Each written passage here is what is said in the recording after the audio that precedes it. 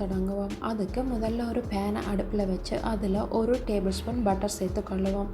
இந்த பட்டர் நல்லா உருகி வந்ததும் இதோட நாங்கள் 1 டீஸ்பூன் உளுத்தம்பருப்பையும் சேர்த்து நல்லா வால்சம்பருப்பையும் வறுத்துக்கொள்ளுவோம். இப்போ பாருங்க, இந்த உளுத்தம்பருப்பு நல்லா சிவந்து வந்திருக்குது. இந்த நேரத்தில் நாங்கள் ஏற்கனவே வெட்டி வச்சிருக்கிற வெங்காயத்தையும் சேர்த்து தொடர்ந்து நல்லா வதக்கி கொள்ளுவோம். இப்போ இதோட நாங்கள் ஏற்கனவே எடுத்து வச்சிருக்கிற மிளகாயையும் சேர்த்து கொள்ளுவோம்.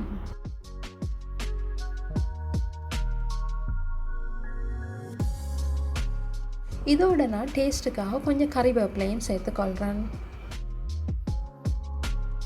இப்போ பாருங்கள், இந்த வெங்காயம் மிளகாயெல்லாம் நல்லா வதங்கி வந்திருக்குது. இந்த நேரத்தில் இதோட உங்களோட டேஸ்ட்டுக்கு ஏற்ற மாதிரி கொஞ்சம் முந்திரியம் பருப்பையும் சேர்த்துக்கொள்ளுவோம். இந்த முந்திரியம் பருப்பு கட்டாயம் இல்லை, ஆனால் நாங்கள் இந்த ரைஸோட கொஞ்சம் முந்திரியம் பருப்பு சேர்க்கும் போது அந்த ரைஸ் நல்ல ஒரு டேஸ்ட்டாகவும் அதே நேரத்தில் நல்லா ரிச்சாகவும் இருக்கும். இப்போ பாருங்கள், இந்த வெங்காயத்தோட இந்த முந்திரியம் பருப்பும் சேர்ந்து நல்லா வதங்கி வந்திருக்குது. இப்போ நாங்கள் வெட்டி வச்சுருக்கிற கேபேஜையும் சேர்த்துக்கொள்ளுவோம். எப்போவுமே நீங்கள் இந்த ரைஸுக்கு கேபேஜை வெட்டும்போது நல்ல மெல்லிய பீசஸாக வெட்டிக்கொள்ளுங்க. அப்போ தான் இந்த கேபேஜ் இந்த ரைஸோடு சேர்ந்து வதங்கும் போது அது எங்களுக்கு நல்ல ஒரு டேஸ்ட்டை கொடுக்கும்.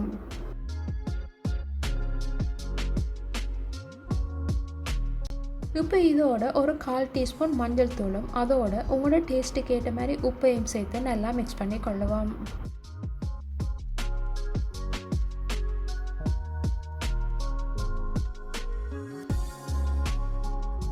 இப்போ இந்த கேபேஜ் அவிகிறதுக்காக தண்ணி எதுவும் சேர்க்காம இப்படியே ஒரு 2 தொடக்கம் 3 நிமிஷம் மூடி விடுவோம்.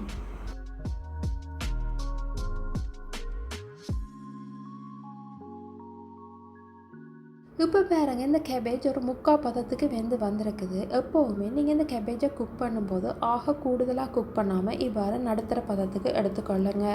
அப்போ தான் எங்களுக்கு அந்த சாதத்தை சாப்பிடும்போது அந்த கேபேஜும் வாயில் கடிப்பட அது ஒரு நல்ல ஒரு டேஸ்ட்டாக இருக்கும். இப்போ இதோட நாங்கள் ஏற்கனவே சமைச்சு வச்சுருக்கிற சாதத்தையும் சேர்த்துக்கொள்ளுவோம். இதில் பார்த்தீங்கன்னு சொன்னால் நான் பாசுமதி அரிசி தான் எடுத்துருக்கிறேன். எப்போவுமே நீங்கள் இவ்வாறான வெரைட்டி ரைஸ் செய்யும்போது சாதத்தை கூடுதலாக சமைச்செடுக்காமல் ஒரு 80% குக் பண்ணிங்கன்னு சொன்னால் உங்களுக்கு சரியாக இருக்கும்.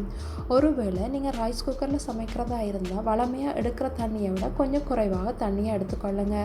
அப்போ தான் எங்களுக்கு அந்த சாதம் உடைஞ்சி போகாமல் அப்படியே முழுசாகவும் அதே நேரத்தில் நல்ல டேஸ்ட்டாகவும் இருக்கும்.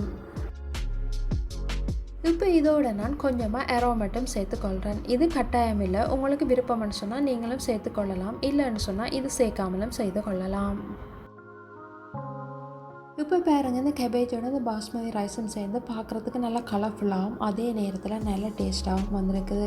இப்போ நாங்கள் இந்த சாதத்தை இறக்குற டைமுக்கு வந்துட்டோம். அதுக்கு முதல் இதோட கொஞ்சம் கொத்தமல்லி தலையை தூவி இறக்கி கொள்ளுவோம். எப்போவுமே நீங்கள் இவ்வாறான வெரைட்டி ரைஸ் செய்யும் போது கூடுதலாக மிக்ஸ் பண்ணாமல் இவ்வாறு லைட்டாக மிக்ஸ் பண்ணி கொள்ளுங்க. அப்போ தான் எங்களுக்கு அந்த சாதம் உடைஞ்சி போகாமல் அப்படியே முழுசாக இருக்கும்.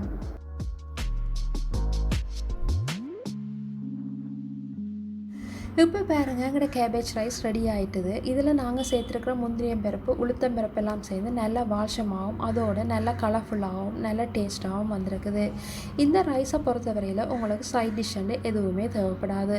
ஒரு பப்படம் இல்லைன்னு சொன்னால் ஒரு மோர் மிளகாயை பொரிச்சிட்டு சாப்பிட்டு பாருங்கள், ரொம்பவும் அருமையாக இருக்கும்.